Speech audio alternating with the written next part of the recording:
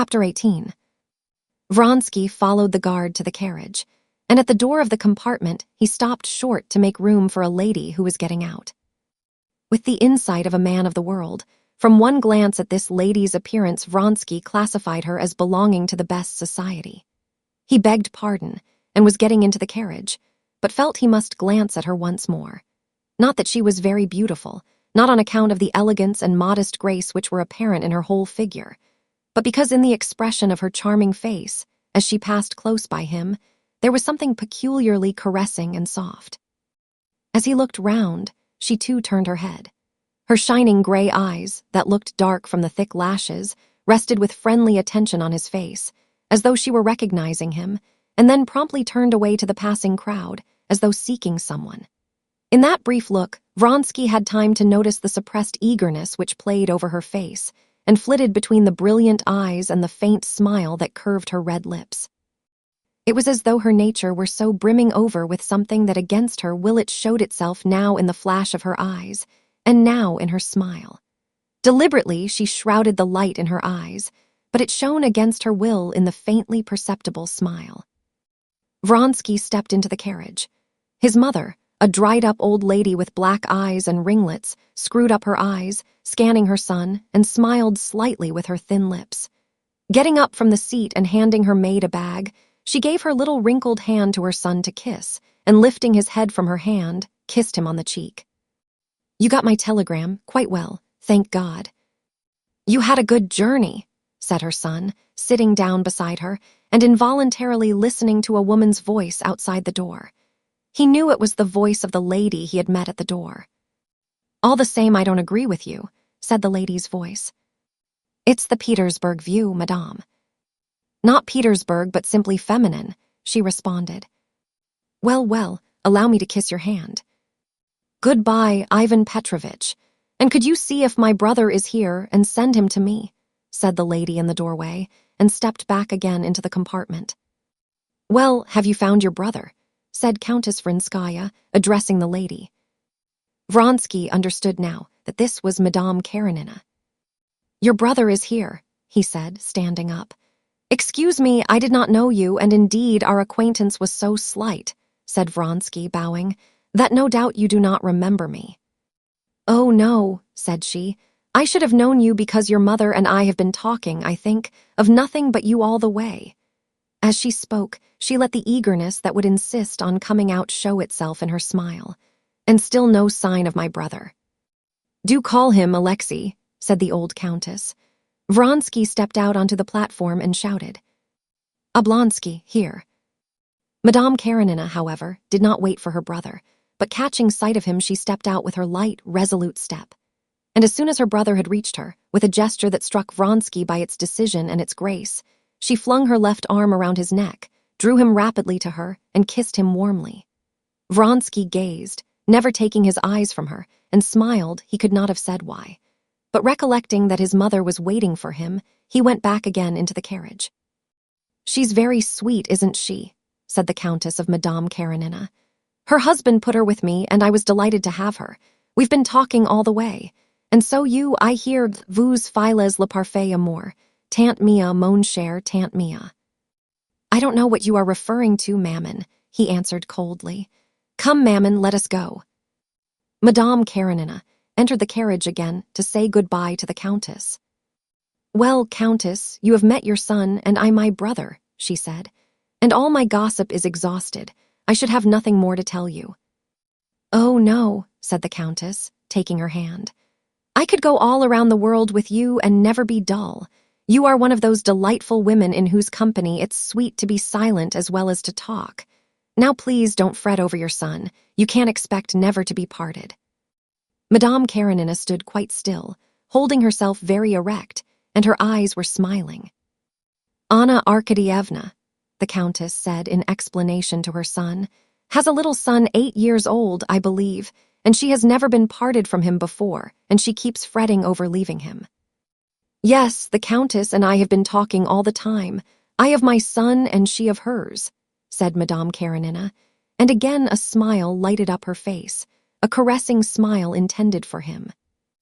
"I am afraid that you must have been dreadfully bored," he said, promptly catching the ball of coquetry she had flung him. But apparently she did not care to pursue the conversation in that strain, and she turned to the old countess. "Thank you so much. The time has passed so quickly. Goodbye, Countess." "Goodbye, my love," answered the Countess. "Let me have a kiss of your pretty face. I speak plainly at my age, and I tell you simply that I've lost my heart to you." Stereotyped as the phrase was, Madame Karenina obviously believed it and was delighted by it. She flushed, bent down slightly, and put her cheek to the Countess's lips, drew herself up again, and with the same smile fluttering between her lips and her eyes, she gave her hand to Vronsky. He pressed the little hand she gave him, and was delighted, as though at something special, by the energetic squeeze with which she freely and vigorously shook his hand. She went out with a rapid step, which bore her rather fully developed figure with such strange lightness. "Very charming," said the Countess. That was just what her son was thinking. His eyes followed her till her graceful figure was out of sight, and then the smile remained on his face. He saw out of the window how she went up to her brother, put her arm in his, and began telling him something eagerly, obviously something that had nothing to do with him, Vronsky, and at that he felt annoyed. "Well, Mammon, are you perfectly well?" he repeated, turning to his mother. "Everything has been delightful. Alexander has been very good, and Marie has grown very pretty. She's very interesting." And she began telling him again of what interested her most, the christening of her grandson, for which she had been staying in Petersburg, and the special favor shown her elder son by the Tsar. "Here's Lavrenty," said Vronsky, looking out of the window. "Now we can go if you like." The old butler, who had traveled with the Countess, came to the carriage to announce that everything was ready, and the Countess got up to go.